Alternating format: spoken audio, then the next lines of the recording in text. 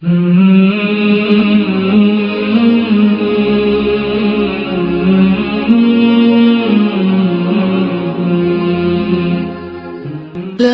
إله إلا الله محمد رسول الله.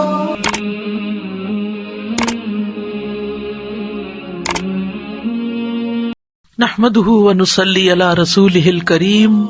اما بعد فاعوذ بالله من الشيطان الرجيم بسم الله الرحمن الرحيم رب اشرح لي صدري ويسر لي امري واحلل عقدة من لساني يفقهوا قولي اذا سألك عبادي عني فاني قريب اجيب دعوة الداعي اذا دعان فَلْيَسْتَجِيبُوا لِي وَلْيُؤْمِنُوا بِي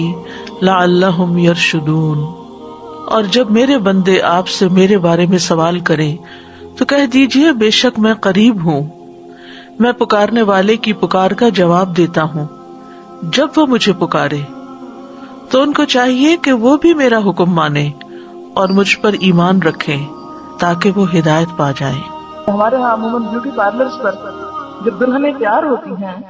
تو اصل نہ کھال نظر آتی ہے نہ بال نظر آتا ہے، کچھ بھی نہیں، بالکل ایک نئی مخلوق نظر آتی ہے۔ اور جب شوہر ان کو اس روپ میں دیکھتا ہے تو ایکسپیکٹ کرتا ہے کہ بیوی ایسی ہو، تو اس لیے دلہنوں کو بھی ایسا سنگھار کرنے سے روکا گیا ہے کہ جو بالکل آرٹیفیشل قسم کا، کوئی بھی پرماننٹ نقش و نگار جیسے وہ گودنا اور گدوانا جس کو کہتے ہیں، یا آرٹیفیشل اتنی کلر کوٹنگ کہ اصل اسکن کا پتہ ہی نہ چلے، یا اسی طرح بھووں کی اصل شیپ کو بدل کر کچھ سے کچھ یا ساری اتار کے تو اپنی مرضی سے پینسل لگا کے ایک نئی شیپ دینا، یہ سب اس میں آ جاتا ہے۔ ہاں بھویں مثلاً یہاں سے دو جڑی ہوئی ہیں، تو اب یہ کیا ہے کہ یہ ایک اوریجنل عورت کی شکل نہیں ہوتی،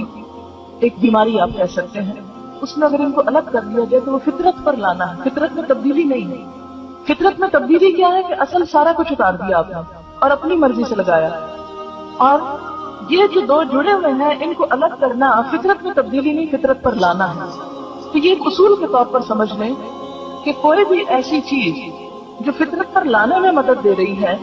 اگرچہ وہ کچھ چینج کا تقاضا کر رہی ہے تو کوئی حرج نہیں، لیکن اگر وہ اللہ کی ساخت جیسے فَلَا يُغَيِّرُنَّ خَلْقَ اللَّهِ میں پیچھے آپ پڑ چکی، اللہ کی ساخت کو بدل رہی ہے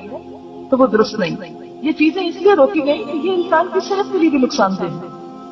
آپ دیکھیں نا اپنے بالوں میں دوسرے کسی مردے کے بال وہ کاٹ کے لے آئے اور لگا دیے آپ نے، تو وہ ایک ہو سکتا ہے کہ آپ کی اور اس کی جو جسم کی بیماریاں ہیں یا اور چیزیں ہیں ان میں کچھ فرق ہو تو وہ دوسرے کے بالوں سے ٹرانسفر ہو کر آپ کے اندر چلے جائیں۔ یا سب سے بڑی بات یہ کہ دھوکہ